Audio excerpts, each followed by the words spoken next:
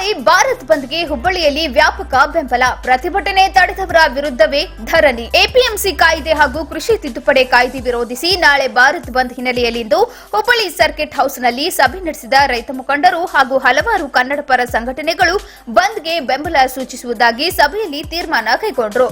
ಹೌದು, ನಾಳೆ ಭಾರತ್ ಬಂದ್ಗೆ ರೈತರಿಂದ ಕರೆ ಕೊಟ್ಟ ಹಿನ್ನೆಲೆ ವಾಣಿಜ್ಯ ನಗರಿ ಹುಬ್ಬಳ್ಳಿಯಲ್ಲಿ ವ್ಯಾಪಕ ಬೆಂಬಲ ದೊರಕುವ ಸಾಧ್ಯತೆ ಇದೆ. ಇವತ್ತು ಹುಬ್ಬಳ್ಳಿಯಲ್ಲಿ ನಡೆದ ಎಲ್ಲಾ ಸಂಘಟನೆಗಳ ಸಭೆಯಲ್ಲಿ ನಾಳೆಯ ಬಂದ್ಗೆ ಬೆಂಬಲ ಸಿಕ್ಕಿದ್ದು, ವಿವಿಧ ರೈತ ಸಂಘಟನೆಗಳು, ಜಿಲ್ಲಾ ಕಾಂಗ್ರೆಸ್ ಘಟಕ ಸೇರಿದಂತೆ ದಲಿತ ಸಂಘಟನೆಗಳು ಮತ್ತು ಕನ್ನಡ ಪರ ಸಂಘಟನೆಗಳಿಂದ ಬಂದ್ಗೆ ಬೆಂಬಲ ದೊರಕಿದೆ. ಇನ್ನು ಈ ಬಂದ್ ವೇಳೆಯಲ್ಲಿ ಪೊಲೀಸರು ನಮ್ಮನ್ನ ತಡೆದರೆ ಅವರ ವಿರುದ್ಧವೇ ಪ್ರತಿಭಟನೆ ಮಾಡಲಾಗುವುದು. ಈ ವೇಳೆಯಲ್ಲಿ ರೈತ ಮುಖಂಡರು ಸರ್ಕಾರಕ್ಕೆ ಎಚ್ಚರಿಕೆ ನೀಡಿದ್ದಾರೆ. ಈಗಾಗಲೇ ಬಂದ್ಗೆ ಸುಮಾರು 10ಕ್ಕೂ ಹೆಚ್ಚು ಸಂಘಟನೆಗಳ ಬೆಂಬಲ ಸೂಚಿಸಿದ್ದು, ಇಂದು ಎಲ್ಲಾ ಸಂಘಟನೆಗಳು ಸದಸ್ಯರ ಸಭೆ ಕರೆದಿರುವ ರೈತ ಮುಖಂಡರು ವಿವಿಧ ಸಂಘಟನೆಗಳು ಬಂದ್ಗೆ ಪೂರಕ ಬೆಂಬಲ ನೀಡಿದ್ದಾರೆ ಎಂದು ಸ್ಪಷ್ಟನೆ ನೀಡಿದರು. ಎಲ್ಲರೂ ಒಗ್ಗಟ್ಟಾಗಿ ಎಲ್ಲಾ ಸಂಘಟನೆಗಳು ಬೆಳಿಗ್ಗೆ ಪ್ರತಿಭಟನಾ ನಡೆದ ಸ್ಥಳದಲ್ಲಿದ್ದು ಅದನ್ನು ಸರಿಯಾಗಿ ಬಂದ್ ಮಾಡುವಂತಹ ವ್ಯವಸ್ಥೆ ಆಗಬೇಕಂತ ಹೇಳಿ ನಾವು ಈ ಸಂದರ್ಭದಲ್ಲಿ ನಮ್ಮ ಈ ಕಾರ್ಯಕ್ರಮದ ನಾಳೆ ಸಂಘಟನೆ ಮುಖ್ಯಸ್ಥರು ಯಾವ್ಯಾವ ಜವಾಬ್ದಾರಿ ಅಂತಾರೆ ಹೋದ್ಬೇಕಾಗಲ್ಲ. ಯಾಕೆ ಮೊನ್ನೆ ಯಾರು ಜವಾಬ್ದಾರಿ ತಗೊಳ್ಳೋದು ಬೇಡ, ಎಲ್ಲರೂ ಕೂಡೆ ಮಾಡೋಣ. ಯಾಕಂದ್ರೆ ಒಂದು ಗುಂಪು ಮತ್ತಿನೊಬ್ರು ಹೋಗ್ಲಿಕ್ಕೆ ಅಲ್ಲಿ ಅವಕಾಶ ಇರೋದಿಲ್ಲ. ಸೊ ಎಲ್ಲರೂ ಕೂಡೆ ಮಾಡೋಣ. ಯಾರ್ಯಾರು ಯಾವ ಇನ್ಫಾರ್ಮೇಶನ್ ಬರ್ತೈತಿ ಅಲ್ಲೆಲ್ಲ ಕೂಡೆ ಹೋಗಿ ಮಾಡೋಣ ಅಂತ ಹೇಳಿ ನನ್ನ ಅಭಿಪ್ರಾಯ. ಮೊನ್ನೆ ಒಪ್ಸಿದ್ರಿ, ಯಾರು ಈಗ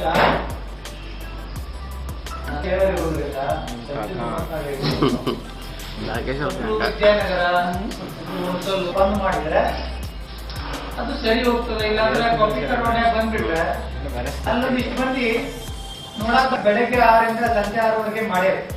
ಕೆಲವೊಂದು ಬಂದಲ್ಲಿ ಸಣ್ಣ ಪುಟ್ಟ ಏನೋ ಆಗಿರ್ಬೋದು, ಅದರ ಬಗ್ಗೆ ಹೆಚ್ಚು ಚರ್ಚೆ ಬೇಡ. ನಾಳೆ ಏನು ದೇಶದ ಬೆನ್ನೆಲುಬು ರೈತ ಅಂತ ಕರಿತೀವಿ, ಆ ರೈತನಿಗೆ ಸಂಕಷ್ಟ ಒದಗಿ ಬಂದಿದೆ. ಎಪಿಎಂಸಿ ಕಾಯ್ದೆ ತಿದ್ದುಪಡಿ ತಂದಿದ್ದು, ಭೂ ಸುಧಾರಣೆ ಕಾಯ್ದೆ ಅಡಿ ಇವು ಹಲವಾರು ಏನು ವಿಚಾರಗಳು ತಂದಿದ್ದಾರೆ ಕೇಂದ್ರ ಸರ್ಕಾರ. ಅದನ್ನು ಖಂಡಿಸಿ ಏನು ಸಂಪೂರ್ಣ ನಾಳೆ ಭಾರತ್ ಬಂದ್ ಇದೆ, ಆ ಬಂದ್ಗೆ ಕನ್ನಡ ಪರ ಸಂಘಟನೆಗಳಿಂದ ಕೂಡ ಬೆಂಬಲ ವ್ಯಕ್ತ ಆಗ್ತದೆ. ನಾವು ಕೂಡ ಬೆಂಬಲ ಕೊಡ್ತಾ ಇದ್ದೀವಿ. ಏನು ಹೋಟೆಲ್ ಸಂಘದೊಂದು ಬೆಂಬಲ ಕೊಡ್ತಾ ಇಲ್ಲ ಅಂತೇಳಿ ಬಹಳಷ್ಟು ಮಾಧ್ಯಮಗಳ ಮೂಲಕ ಬರ್ತಾ ಇದೆ. ಹೋಟೆಲ್ ಸಂಘದವ್ರಿಗೂ ಕೂಡ ಈ ಮೂಲಕ ಮನವಿ ಮಾಡ್ಕೊತಾ ಇದ್ದೀವಿ, ತಾವು ಕೂಡ ರೈತ ಬೆಳೆದ ಬೆಳೆಯನ್ನು ತೊಗೊಂಬಂದು ಅದಕ್ಕೆ ಮತ್ತೆ ಉಪ್ಪು ಖಾರ ಹಚ್ಚಿ ಮಾರಿ ದುಡ್ಡು ಮಾಡ್ತೀರಿ. ದಯವಿಟ್ಟು ರೈತನ ಹೆಸರಿನಲ್ಲಿ ನಾಳೆ ಒಂದಿನ ಬಂದ್ ಮಾಡೋದ್ರಿಂದ ಏನೂ ನಿಮ್ಮದು ಗಂಟೆ ಖರ್ಚಾಗೋದಿಲ್ಲ, ಏನು ನುಕ್ಸಾನು ಆಗೋದಿಲ್ಲ ಅನ್ನುವಂಥ ಮಾತು ಹೇಳ್ತಾ ಮಂಜುನಾಥ್ ಬುದ್ಧಿಪಡಿ, ಕರ್ನಾಟಕ ರಕ್ಷಣಾ ವೇದಿಕೆ, ಪ್ರವೀಣ್ ಶೆಟ್ಟಿ ಬಣ, ಧಾರವಾಡ ಜಿಲ್ಲಾಧ್ಯಕ್ಷ.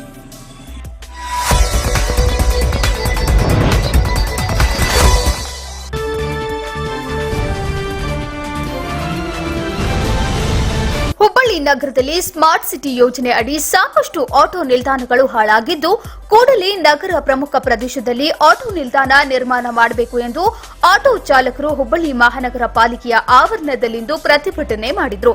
Chennamma circle, Rayanna circle, bus ನಿಲ್ದಾಣ, ಗೋಕುಲ ರಸ್ತೆ, ಹಳೆಯ ಹುಬ್ಬಳ್ಳಿ ರೈಲ್ವೆ ಇಲಾಖೆಯ ಮುಂತಾದ ಕಡೆಗಳಲ್ಲಿ ಆಟೋ ನಿಲ್ದಾಣ ಇಲ್ಲದೆ ಆಟೋ ಚಾಲಕರಿಗೆ, ಮಾಲೀಕರಿಗೆ ತೊಂದರೆ ಆಗುತ್ತಿದ್ದು, ಕೂಡಲೇ ಈ ನಿಲ್ದಾಣ ಮಾಡದಿದ್ರೆ ಉಗ್ರ ಹೋರಾಟ ಮಾಡಲಾಗುವುದು ಎಂದು ಆಟೋ ಚಾಲಕರ ಸಂಘದ ಮುಖಂಡ ಶೇಖರಯ್ಯ ಮಠಪತಿ ಒತ್ತಾಯ ಮಾಡಿದರು.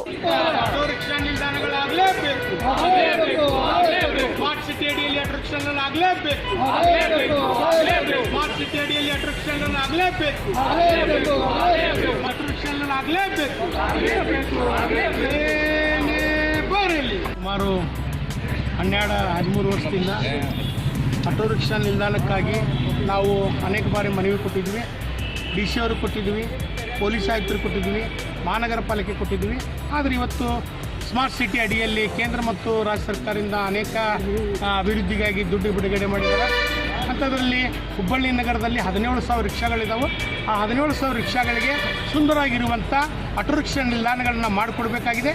ದುರ್ಗದ ಮೇಲೆ ಆಟೋ ರಿಕ್ಷಾ ನಿಲ್ದಾಣ ನವೀಕರಣ ಮಾಡಿಕೊಡ್ಬೇಕು. ಹಳೆ ಹುಬ್ಬಳ್ಳಿ ರಾಜೀವ್ ಗಾಂಧಿ ಆಟೋ ರಿಕ್ಷಾ ನವೀಕರಣ ಮಾಡಿಕೊಡ್ಬೇಕು.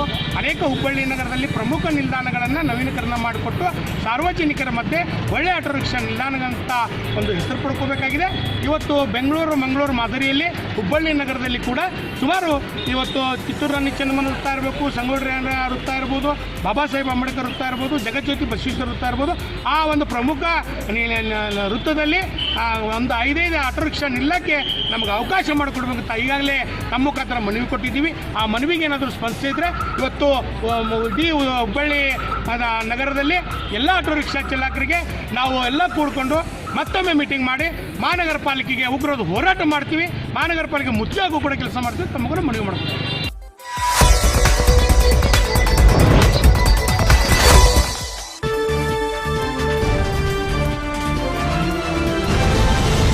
ಪಾಲಿಕೆ ಆಯುಕ್ತರೇ ಇತ್ತ ಕಡೆಗೆ ಗಮನ ಹರಿಸಿ.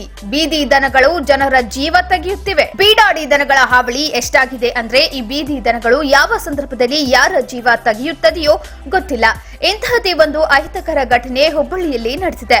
ಹೌದು, ಬೀದಿ ದನಗಳ ಕಾರ್ಯಾಚರಣೆ ಮಾಡಿ ಎಂದು ಹುಬ್ಬಳ್ಳಿ ಧಾರವಾಡ ಮಹಾನಗರ ಪಾಲಿಕೆಗೆ ಗಮನಕ್ಕೆ ತಂದರೂ ಕೂಡ ಮಹಾನಗರ ಪಾಲಿಕೆ ಮಾತ್ರ ನಾಮಕಾವಸ್ಥೆ ಕಾರ್ಯಾಚರಣೆ ಮಾಡಿ ಗೋಶಾಲೆಗೆ ಕರೆದುಕೊಂಡು ಹೋಗುವ ನೆಪ ಹೇಳುತ್ತೆ. ಆದ್ರೆ ಯಶಸ್ವಿ ಕಾರ್ಯಾಚರಣೆ ಮಾತ್ರ ಆಗುತ್ತಿಲ್ಲ. ಹುಬ್ಬಳ್ಳಿ ಗಂಟಿಕೇರಿ ಪೊಲೀಸ್ ಠಾಣೆಯ ಹತ್ತಿರ ಬೀಡಾಡಿ ದನಗಳು ಗುದ್ದಾಡುತ್ತಾ ದಾರಿಯಲ್ಲಿ ಹೋಗುವವರ ಮೇಲೆಯೇ ದಾಳಿ ಮಾಡುತ್ತಿದ್ದು, ಎಂದು ಅದೇ ರೀತಿ ದಾರಿಯಲ್ಲಿ ನಡೆದುಕೊಂಡು ಹೋಗುತ್ತಿದ್ದ ವ್ಯಕ್ತಿಯೊಬ್ಬನ ಮೇಲೆ ದನಗಳು ದಾಳಿ ಮಾಡಿದ ಘಟನೆ ಹುಬ್ಬಳ್ಳಿಯಲ್ಲಿ ನಡೆದಿದ್ದು, ಗೋಳಿಗಳು ಕಾಳಗಕ್ಕೆ ಮುಂದಾಗಿ ದಾರಿ ಹೋಗನ ಮೇಲೆ ದಾಳಿ ನಡೆಸಿವೆ.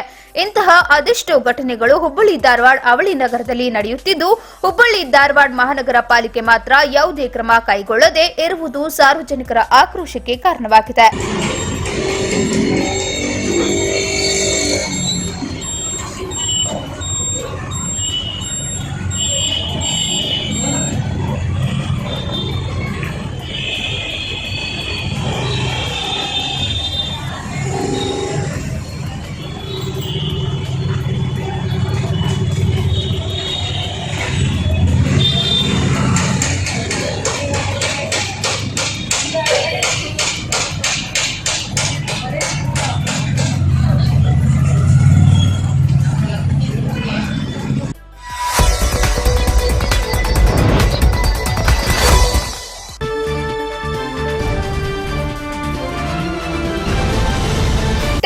ಶೂಟೋಕಾನ್ ಕರಾಟೆ ಅಸೋಸಿಯೇಷನ್ ಹುಬ್ಬಳ್ಳಿಯವರಿಂದ ಬ್ಲಾಕ್ ಬೆಲ್ಟ್ ಪಡೆದ ವಿದ್ಯಾರ್ಥಿಗಳಿಗೆ ಸನ್ಮಾನ ಸಮಾರಂಭವನ್ನ ನೆರವೇರಿಸಲಾಯಿತು.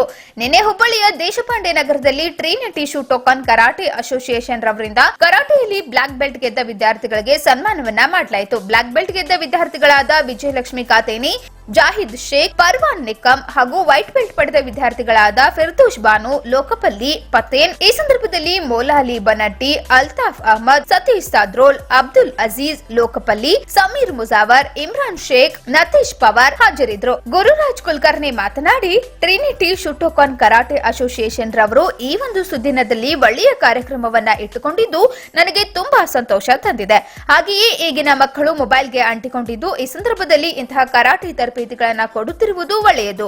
ಇದರಿಂದ ಮಕ್ಕಳು ಸದೃಢರಾಗುತ್ತಾರೆ. ಹಾಗೆಯೇ ಈಗಿನ ಹೆಣ್ಣು ಮಕ್ಕಳು ಸ್ವಯಂ ರಕ್ಷಣೆ ಮಾಡಿಕೊಳ್ಳಲು ಕರಾಟೆ ಒಂದು ಅಸ್ತ್ರವಾಗಿದ್ದು, ಈ ಆಧುನಿಕ ಯುಗದಲ್ಲಿ ಎಲ್ಲಾ ಮಕ್ಕಳು karate ಕಲಿಯಬೇಕೆಂದು ಆಹ್ವಾನಿಸಿದ್ರು.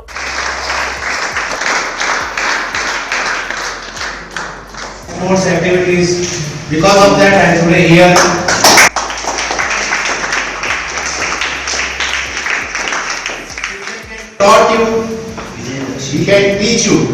He can teach you the things, but it is left to the children who can make your efforts. Unless and until you make efforts, you have to make efforts.